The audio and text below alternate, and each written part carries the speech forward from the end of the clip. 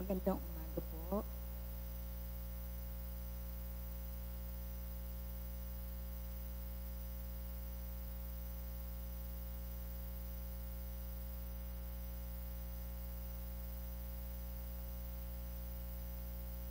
Pinagdarasal po natin ang kaluluwa ni Dolores Manalo. Magandang umaga po sa inyong lahat. Malugod na pagtanggap sa St. Joseph Paris Gagalangin ngayong ika-6 ng umagang banal na misa na may liturya ngayong Miyerkules sa 31 linggo sa karaniwang panahon. Tumayo po ang lahat at tayo makiisa sa Eucharistikong pagdiriwang na pamumunuan ng Reverendo Padre Douglas Badong, our Parish Priest.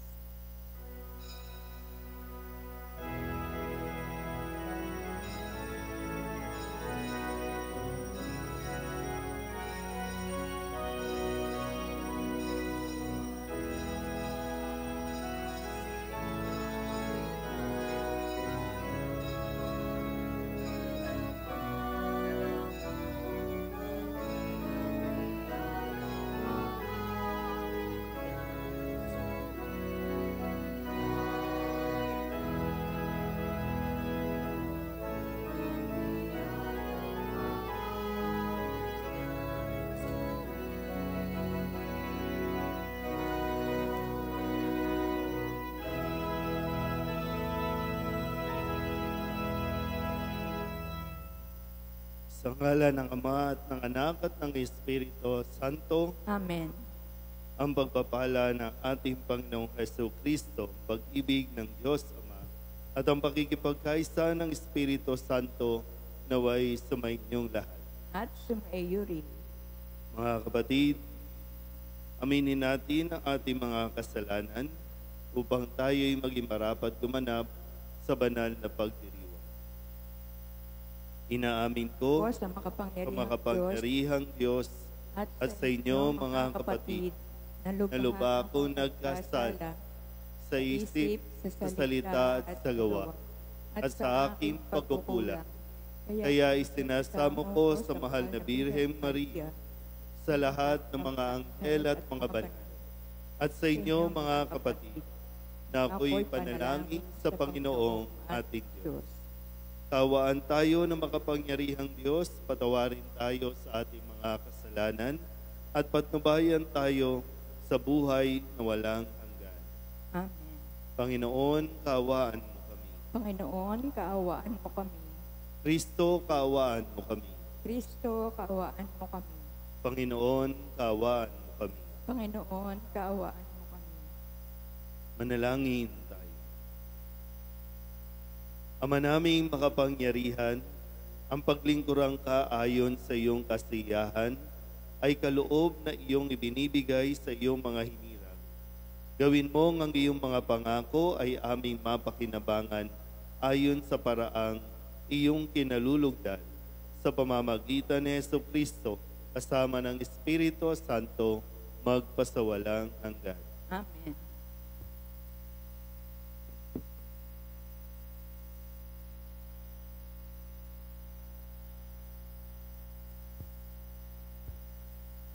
Pagbasa mula sa sulat ni Apostol San Pablo sa mga taga-Filipos. Mga minamahal, higit na kailangang maging masunurin kayo ngayon kaysa noong kasama ninyo ako. May takot at panginginig na magpatuloy kayo sa paggawa hanggang sa malubos ang inyong kaligtasan. Sapagkat ang Diyos ang nagbibigay sa inyo ng pagnanasa at kakayahang maisagawa ang kanyang kalooban. Gawin ninyo ang lahat ng bagay ng walang tutol at pagtatalo upang kayo'y maging ulirang mga anak ng Diyos. Malinis at walang kapintasan sa gitna ng mga taong liko at masasama. Sa gayon, magsisilbi kayong ilaw sa kanila, tulad ng talang nagniningning sa kalangitan, samantalang inihahatid ninyo sa kanila ang balita ng kaligtasan. Pagdating ni Kristo ay may pagmamalaki ko kayo sapagkat hindi nawalan ng kabuluhan ang aking pagpapagal. Ikinagagalak ko at hinahatian ko kayo ng aking kagalakan. Kung ang dugo ko man ay maging handog bilang kaganapan ng paglilingkod ng inyong pananampalataya sa Diyos. Kung magkagayon, dapat din kayong magalak at hatian ninyo ako ng inyong kagalakan. Ang salita ng Diyos. Salamat sa Diyos. Panginooy aking tanglaw, siya'y aking kaligtasan. Panginooy aking tanglaw, siya'y aking kaligtasan. Tanglaw ko'y apoon, aking kaligtasan, kaya walang takot ako kanino man. Sa mga panganib kanyang iingatan, kaya naman ako'y walang agam-agam. Panginooy aking tanglaw, siya'y aking kaligtasan. Isang bagay lamang ang aking mithiin, isang bagay itong sa poon hiniling. Ang ako'y lumagi sa banal na templo upang kagandahan niya'y mamasdan ko at yaong patnubay niya ay matamo. Panginooy aking tanglaw, siya'y aking kaligtasan. Ako'y nananalig na bago mamatay, masasaksihan ko yaong kabutihan na igagawad mo sa mga hinirang. Sa Panginoong Diyos, tayo'y magtiwala, ating patatagin ang paniniwala. Tayo ay umasa sa Kanyang kalinga. Panginooy aking tanglaw, siya'y aking kaligtasan. Pong Diyos. Magsitayo po ang lahat.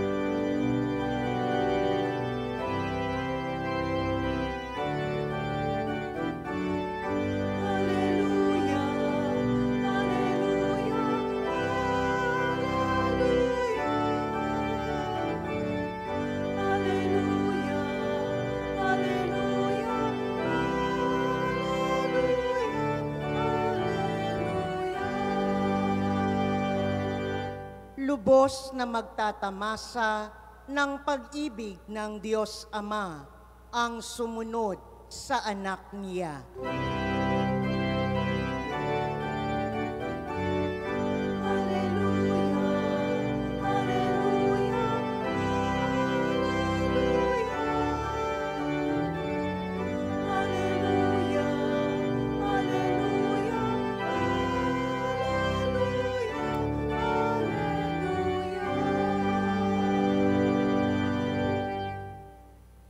Sumainyo ang Panginoon. At sumaiyo rin Ang mabuting balita ng Panginoon ayon kay San Lucas. papuri sa iyo, Panginoon. Noong panahong iyon, sinabi ni Jesus sa kanyang mga alagad, may isang mayaman na may isang katiwala.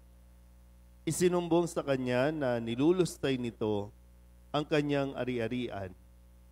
Kaya't ipinatawag niya at tinanong, ano ba itong narinig ko tungkol sa iyo?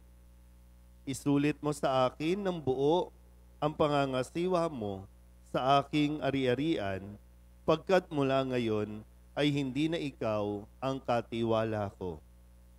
Nawi ka ng katiwala sa sarili, aalisin na ako ng aking Panginoon sa pangangasiwa. Ano ang gagawin ko? Hindi ko kayang magbungkal ng lupa. Nahihiya naman akong magpalimos. Alam ko na ang aking gagawin. Maalis man ako sa pangangasiwa, may tatanggap din sa akin sa kanilang tahanan. Isa-isa niya ngayong tinawag ang mga may utang sa kanyang Panginoon. Tinanong niya ang una, gaano ang utang mo sa aking Panginoon? Sumagot ito, 100 tapayang langis po. Ito ang kasulatan ng iyong pagkakautang. Dali, maupo ka, gawin mong 50, sabi ng katiwala. At tinanong naman niya ang isa, ikaw, gaano ang utang mo? Sumagot ito, 100 kabang trigo po. Ito ang kasulatan ng iyong pagkakautang, wika niya. Isulat mo 80. Pinuri ng Panginoon ang magdarayang katiwala dahil sa katalinuhang ipinamalas nito. Sapagkat ang mga makasanlibutan ay mas mahusay gumawa ng paraan kaysa mga makadiyos. Ang mabuting balita ng Panginoon. Pinupuri ka namin, Panginoong Hesukristo. Isang magandang umaga po sa inyong lahat. Ngayon po ay Biyernes ng ika-31 linggo sa karaniwang panahon. Totoo naman po, no? Yung sinabi ni Jesus sa talinghaga sa dulong bahagi ng ating ebanghelyo, mas mahusay ang mga makasanlibutan gumawa ng paraan kaysa mga makadiyos. Pag mga makadiyos kasi, pag sinabi makadiyos, no, tayo mga palasimba, mga paladasal, minsan kasi mas inuuna natin yung mag-emote, magdrama-drama, magreklamo, kaysa yung kumilos at gumawa ng paraan. Kasi para bang pag nagdasal tayo, lagi tayong nakaasa doon sa may himala na babagsak na lang dito yung grasya, yung biyaya. Kaya minsan nakikita natin, bakit yung mga kurap, bakit yung mga magnanakaw, bakit yung mga, ba't maayos ang buhay nila? Eh tayo naman, dasal tayo ng dasal, mabait naman tayo, bakit mahirap ang buhay? Kaya marami tuloy pumapanig doon sa paraan ng mundo. Kaya nga, mga makasanlibutan, kasi nakakagawa ng paraan, nakakaisip ng paraan. Bakit hindi tayo tumulad doon? Ay, dasal natin. Mag-rosaryo ka, lumuhod ka. Pagkatapos yan, dumiskarte ka na ng mabuti, ng tama. Kaya madalas ko pong nababanggit, lalo na ngayon, tayo po ay nalalapit na sa pagpili ng mga ihahalal. Reklamo tayo ng reklamo, di ba, ng bakit ganito, puro kurap. Eh paano yung mga boboto? Lalong-lalo na, karamihan sa mga boboto, Katoliko, dasal ng dasal. Pero pagdating na ng mga makasanlibutan na pamamaraan, tatanggap naman ang tanggap. Eh, dasal tayo ng dasal, Lord, sana maayos ang Manila, sana umayos ang Pilipinas. Pero pag araw na ng botohan, ay hindi na nagdasal. Kasi sino ba ang pupunta para magbigay ng 500, ng 1,000? Eh, lahat tayo binibigyan ng pagkakataon, pinagkakatiwala sa atin. Diba? Pinagkakatiwala sa atin ng Diyos. At umaasa ang Diyos na gagamitin natin itong tiwalang ito na ibinigay niya sa atin. Kaya lang, kadalasan talaga, winawalang bahala natin itong ipinagkakatiwala sa atin.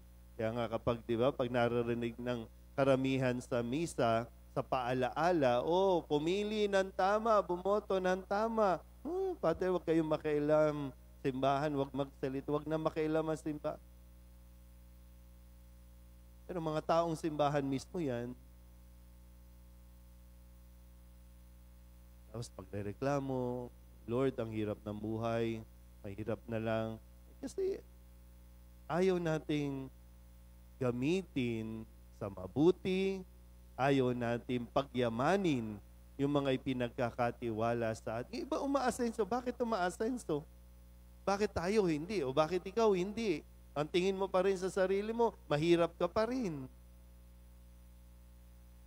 Wala bang binigay ang Diyos sa iyo? Pag nilayan natin ng mabuti, bago tayo magreklamo sa Diyos sa kung anong status ng buhay natin, tingnan mo muna kung anong ginawa mo. Naalala nyo pa, hindi ko alam kung anong sitwasyon nyo dito, no, nung panahon ng COVID. Sino po ang mga nakatanggap ng ayuda nung panahon ng COVID? Taas ang kamay. Halos lahat nakakatanggap. May 8,000, may 4,000. Pero anong ginawa? Bakit yung iba umasenso? Sa panahon ng COVID, di ba, napansin ko po, no? Sa panahon ng COVID, marami din yung umasenso. Kasi gumawa sila ng paraan doon sa ipinagkatiwala sa kanilang ayuda. Mas naging maganda pa nga yung buhay kaysa nung nagtatrabaho sila. Yan lang tayo, mga utak, hindi ko alam, no? Utak, sabihin na, pasensya na po, no? Mahirap na nga, utak mahirap pa na asa na lang ng asa, hingi na lang ng hingi. Pag naubos, hingi.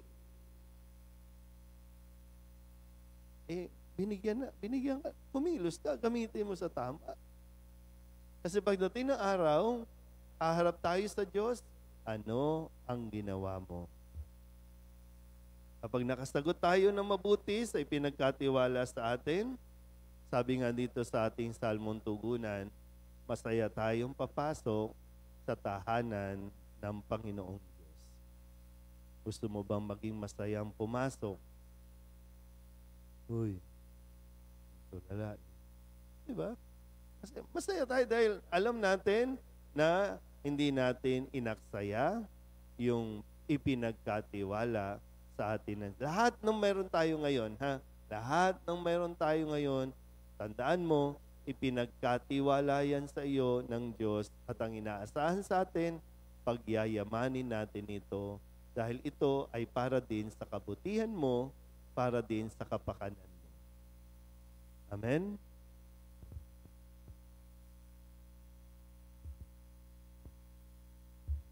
Magsitayo po ang lahat.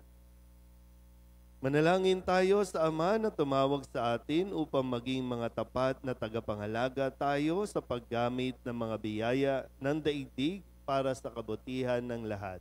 Ang ating pong itutugon, Panginoon, dinggin mo ang aming panalangin. Panginoon, dinggin mo ang aming panalangin.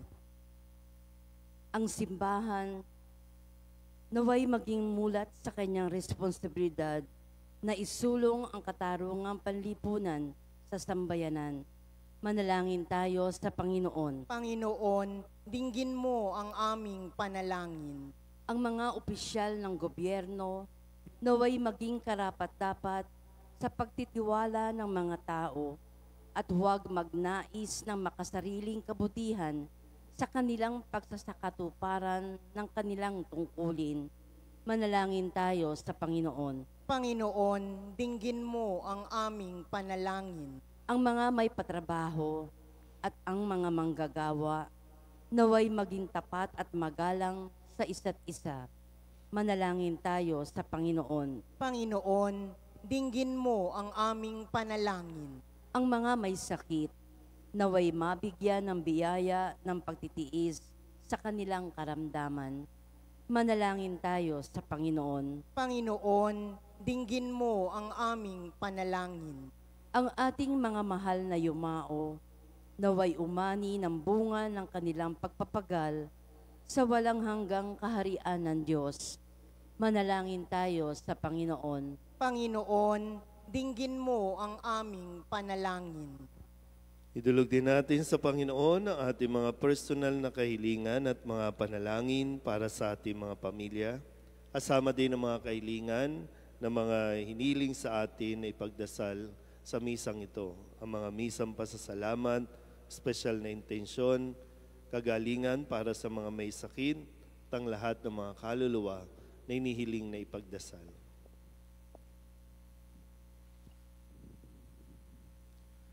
Ang lahat ng ito inihiling namin sa ngalan ni Kristo ang aming Panginoon. Amen.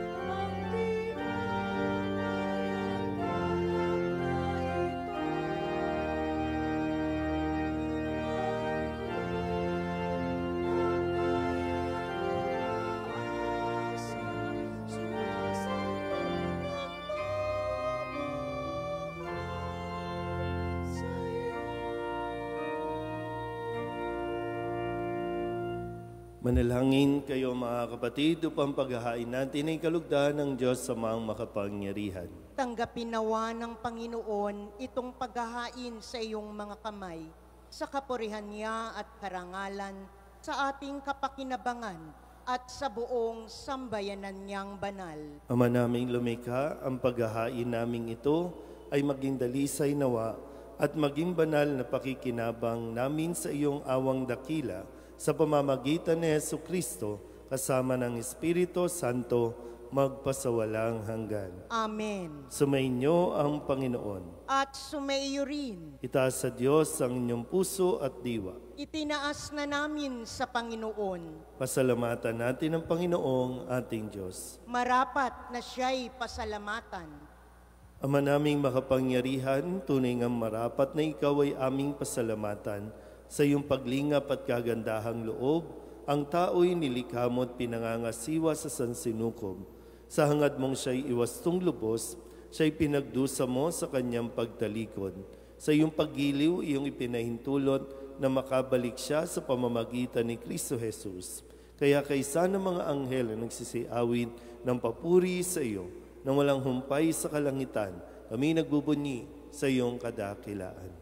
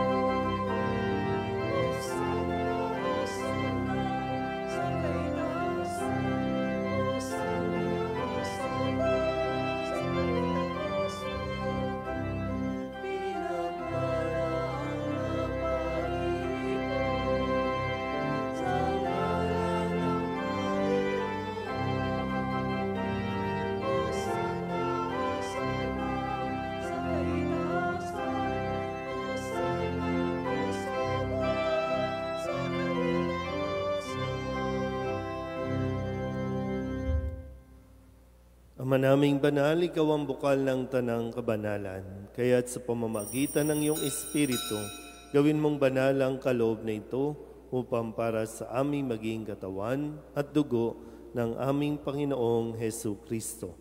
Bago niya pinagtiis ang kusang loob na maging handog, hinawakan niya ang tinapay, pinasalamatan kaniya, pinaghati-hati niya iyon, iniabot sa kanyang mga alagad at sinabi, tanggapin ninyong lahat ito at kanin, ito ang aking katawan na ihahandog para sa inyo.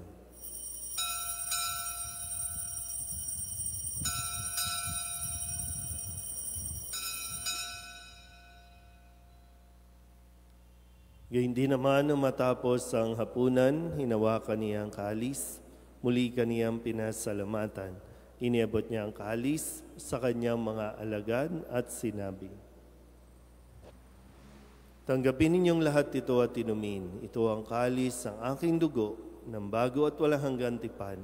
Ang aking dugo na ibubuhos para sa inyo at para sa lahat sa ikapagpapatawad ng mga kasalanan. Gawin ninyo ito sa pag-alaala sa akin.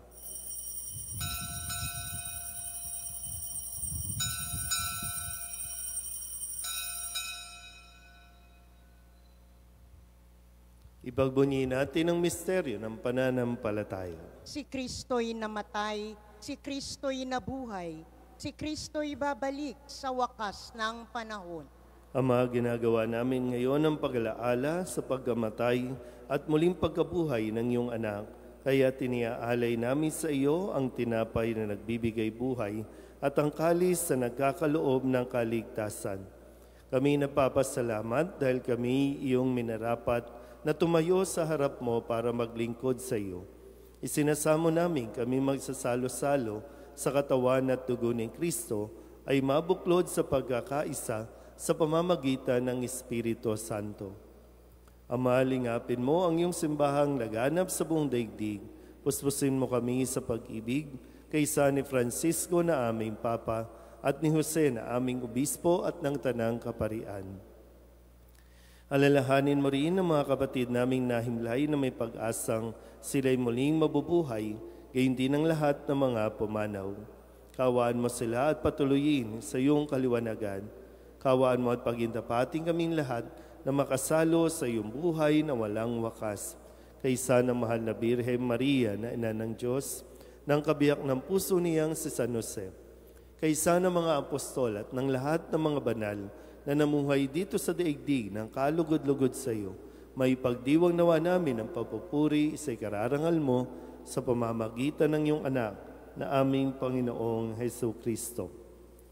Sa pamamagitan ni Kristo, kasama niya at sa Kanya, ang lahat ng parangal at papuri ay sa iyo, Diyos amang makapangyarihan, kasama ng Espiritu Santo, magpasawalang hanggan.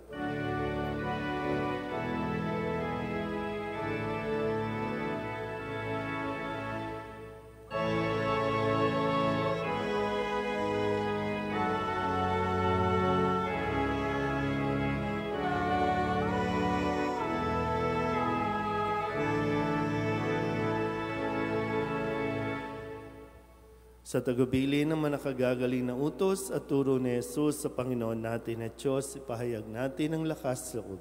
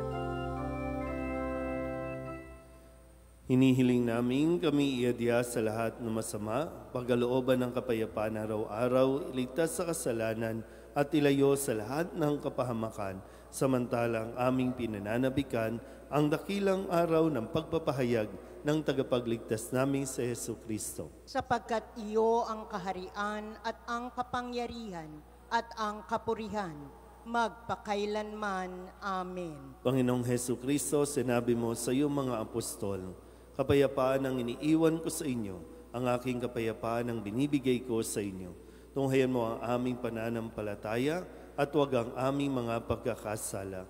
Pagkalooban mo kami ng kapayapaan at pagkakaisa ayon sa iyong kalooban, kasama ng Espiritu Santo, magpasawalang hanggan. Amen. Ang kapayapaan ng Panginoon ay laging sumainyo. At sumaiyo rin. Magbigayin po tayo ng kapayapaan sa isa't isa. Kordero ng Diyos na nag-aalis ng mga kasalanan ng sanlibutan, maawa ka sa amin. Kordero ng Diyos na nag-aalis ng mga kasalanan ng sanlibutan, maawa ka sa amin.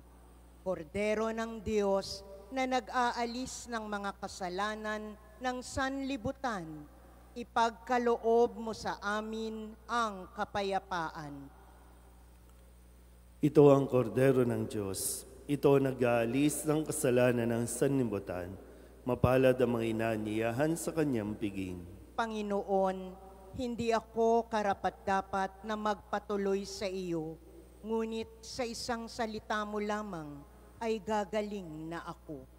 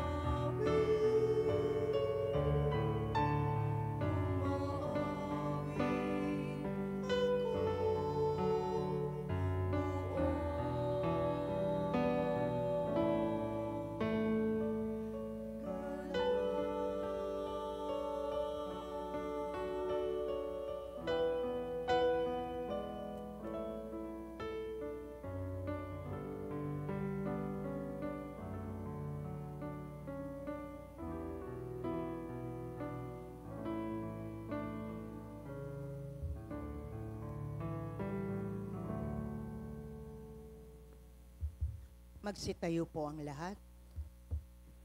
Manalangin tayo.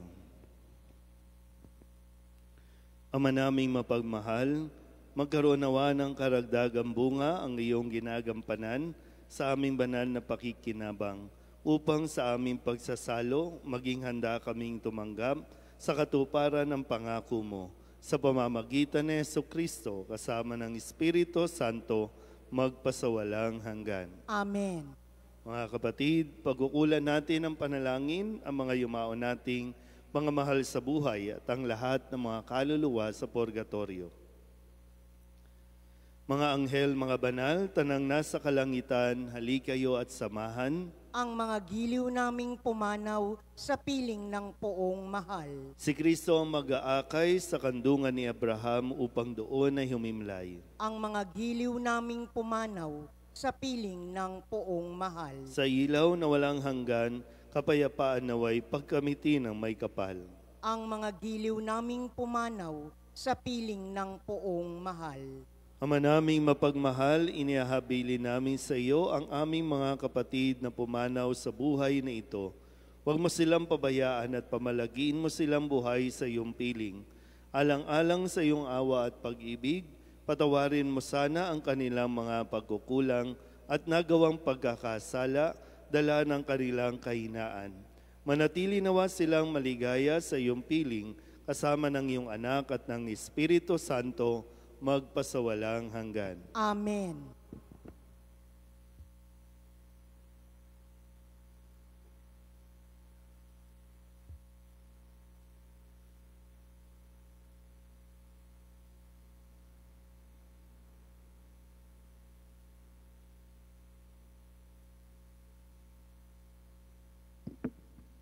Kapayapaan kailanman ang igawad ng may kapal sa mga yumaong ating mahal.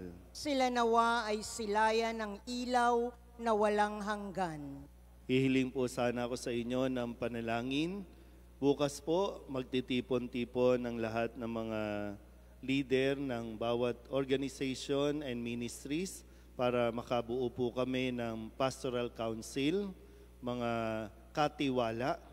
Ipagdasal nyo po na talagang makapagtalaga tayo ng mga katiwalang maglilingkod dito po sa ating parokya sa tahanan ni San Jose.